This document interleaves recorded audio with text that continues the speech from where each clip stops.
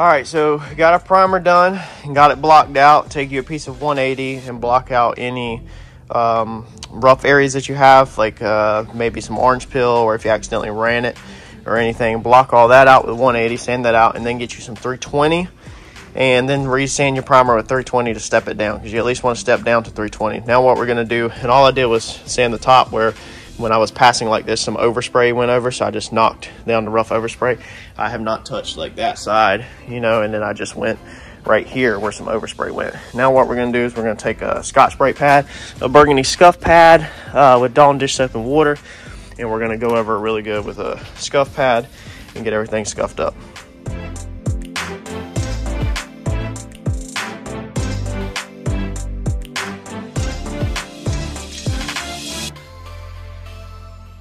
All right, same thing for the body as the front with the decals. You take your eraser wheel and you're gonna get the decals off of that. Now, I wanna go ahead and give a tip to y'all that I didn't do. You should probably take your decals off on all your pieces at the start, because if we accidentally cut through this paint from getting it too warm on this one, then that would technically put you back a day if you have to do some primer work. So it's probably the best thing to do is just to go ahead and do all of this from the start. That way you don't take a chance of cutting through and then having to go back and reshoot primer or put Dolphin Glaze down. So I'm gonna be careful. I'm gonna try to actually just peel these off. That way I don't risk cutting through, because even though I do this for a living, all it takes is a split second to slightly cut through the paint. So let's get at it. So what we're gonna actually do is I'm not gonna chance it today and risk taking a eraser wheel on this and then ruining my day. So we're just gonna heat this up a little bit with heat, get the decal nice and loose, and then we're gonna take a razor blade, get the corner started, and then just peel it back, hopefully. That way, because I just can't afford to set this job back another day over a simple mistake. It's actually, sometimes it's easier, especially if you don't have an eraser wheel. So get your razor blade underneath it like that, and then pinch it with your thumb to get it started, and just roll it off. It's like you're peeling a sticker off. Nothing fancy. The trick here is the heat. You need to warm the decals up a little bit. And you see it wanted to tear right there, which is fine, but that's what the heat helps with. Just take your razor blade, and you got it about put your razor blade flat, like it's at a angle that I can barely hold it. So I'm not pushing it into the paint, like I'm just sliding it across the paint.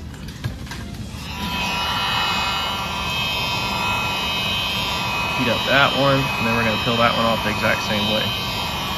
This lowers your chances way down of messing anything up with that eraser wheel.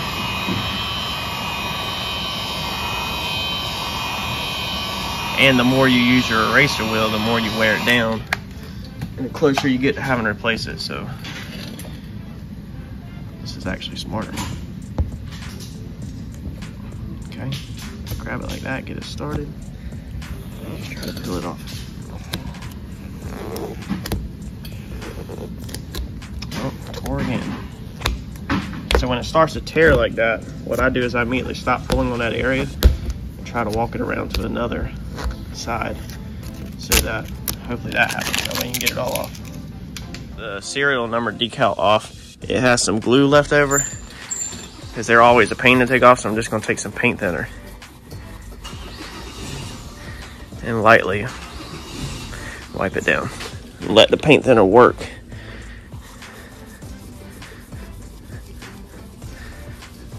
To loosen the glue up. You just kind of keep running over it just to loosen the glue up and get it off, because your soap and water is not gonna get it off. And if you take sandpaper and you try to get glue or stickiness off with sandpaper, then all that's gonna happen is your sandpaper is just gonna ride on top of it's gonna ride on top of the glue, and it's gonna cut all the paint around it to the point that it's cutting it through. That's all it's gonna do. Actually got a little rock trip right there. If you don't have paint thinner at your house, Goo Gone or any other adhesive remover products will work, but paint thinner works the best. Just never put paint thinner on something that you just painted. Like if it's something like this, it's already been painted, you know, it's set up and it's been set up for a while, then you're gonna be perfectly fine. Just check the rest of it over, make sure there's no other decals that we're missing. And then I think that's good. We'll try to smooth these out a little bit. He's not looking for perfection.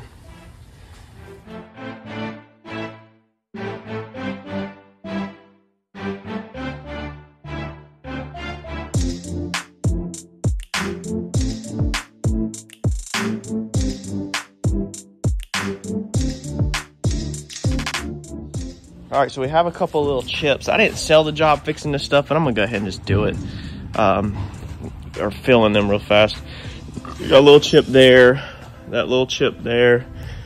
Looks like they backed into something back here. It's got some gouges in the plastic. It's got some gouges right there around the rear tail light. And then it's got some gouges up here along the wheel well. Right here. So all we're gonna do is mix up a little bit of Dolphin Glaze and just take a tiny bit, put on there.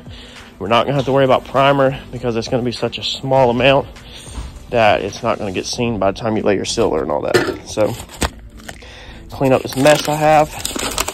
This is the product we're gonna use, Dolphin Glaze. And then when you buy it, it comes with a hardener. It feels like all mine are about empty. Anyway, comes with a hardener. And if this is empty, you can also use your body filler hardener because the hardener is the same on this pretty much. There's the part number for what we're going to use. This is just a finishing putty. And this is just, it's going to find really slick. We're going to use to spread this is we're actually going to use a razor blade and just take your fingers. It's probably going to get messy. I don't know how much I can film of this.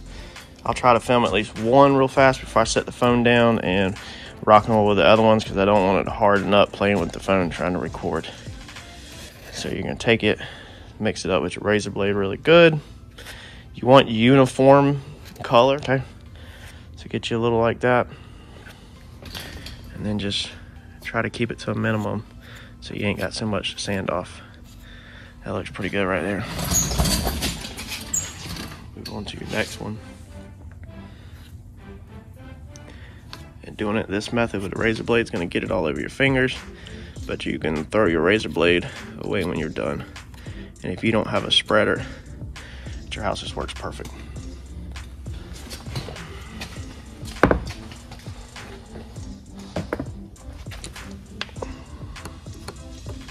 Try not to leave a ton on because then you got to take it off. This is not like my other videos where we're slinging 10 pounds of body filler. Like we're trying to get the show on the road this morning. Get you a decent little coat over there because you're literally taking it all off except for what's inside of the little chip that you're repairing. Okay, so I think that's it. Just check it over, walk it around. It also helps if you're going to forget where your stuff's at is to mark it ahead of time. Take a piece of tape or something and just put a marker on it. I don't see, which that's probably covered up by a tail light, but we're gonna still get it.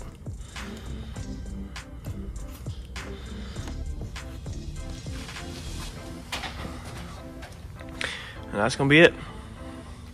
Throw your razor blade in the trash can and throw all your waste in the trash can.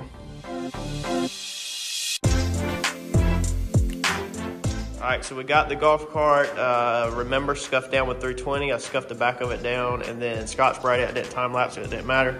Sanded out our Dolphin Glaze, so that's all you should have left is a little tiny bit that fills in the rock chips. You shouldn't have a whole mound of the crap. All you're doing is trying to fill in the scratches. So 320 your body, Scotch-Brite your body. I flipped it over, washed all the mud out the bottom side because I don't want that blowing out in the paint. So I got the bottom side clean and then flipped it back over and then scuffed everything out with a scuff pad just like I did on the front. Just didn't want to bore y'all with time lapse. So we scuffed every nook and cranny, everything out. You can see it Scotch-Brite it all up. Front end's done. What we're about to do is drop base coat. We're not going to use no Bulldog or no adhesion promoter on this because there's already paint on there. So I feel confident about my scuffing on this. It's pretty basic. So we're just going to roll with a drop coat. So the first color blue that you see drop down is not the actual color that it's going. What this is just a solid blue to get rid of this green and to fill in, you know, that so that matches where the primer was to give us something to work on to save money. So basically we're using, you know, a cheaper leftover paint and then we're using a little bit of the actual color. That way we're not just putting a ton of the expensive color, because this is a high metallic like blue that's going on this. So let's jump right on it.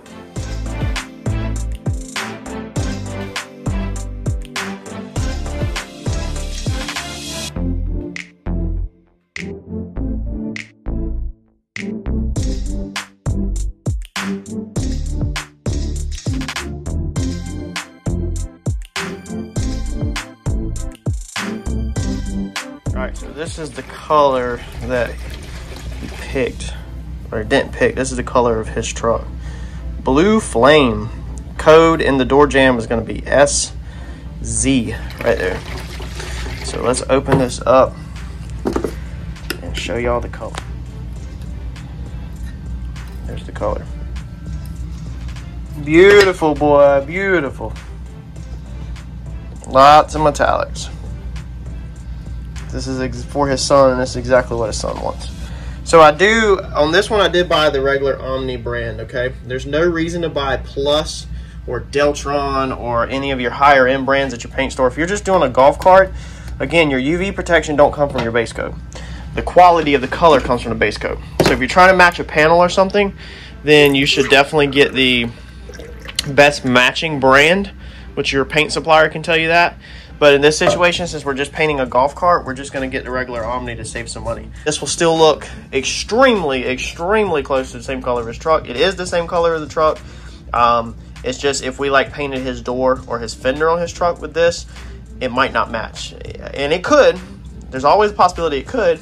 But you have to put your cards in the favor of, if you use the lowest priced base coat and you panel paint a vehicle, meaning one panel, that it's not going to match good. But since we're just doing a golf cart all over, then this is going to be best bet. This also sets him up for if it gets scratched or something and we need to redo the body, that it's lighter on the wallet. It's cheaper to redo it. Same thing with Randy's car. When we painted Randy's car, we went with a cheaper base coat. There was no reason to spend a bunch of money since we were doing it all over. And it's easier to fix later, and it's lighter on the wallet later. So let's get this coat of paint dropped, and let's get the actual color on it.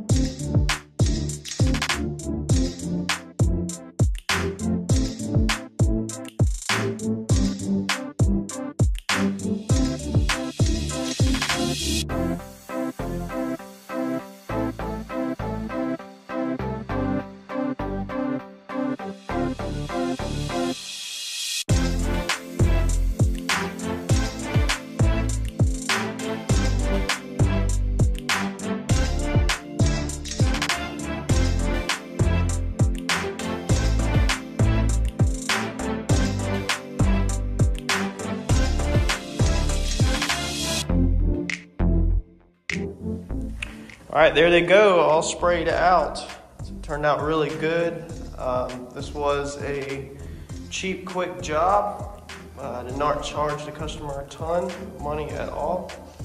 We're not cutting and buffing this. It does have minor pieces of trash. Let me find some. There's one up top. So if the customer wants to cut and buff it themselves, they could. I don't think they will. It's for his son, for you know, the racetrack, stuff like that. So around the house, I don't think there's any reason to buff it, but that's just my opinion. Looks good. There's another little piece of trash. It looks really good. So the big thing, highlight of this video, is this repair. So there's a close-up of our repair. Pretty freaking good. You don't see any of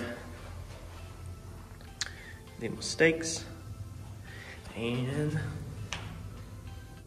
there's just to show you that it is the same piece. just in case somebody's like, oh man, there's no way you went and swapped, bought another front end. No, it's the same piece, repaired. So there you go. Like, comment, subscribe, share. Hopefully this helps you if you make a mistake doing the headlight conversion on your golf cart. And you can just know that it's not the end of the world. You can get you some plastic repair from 3M or other like products of the same style and fix it instead of replacing it. There's a bunch of them out there on the market. There's a bunch of different brands. 3M's the main one. Hit your local paint store and they should be able to help you right out.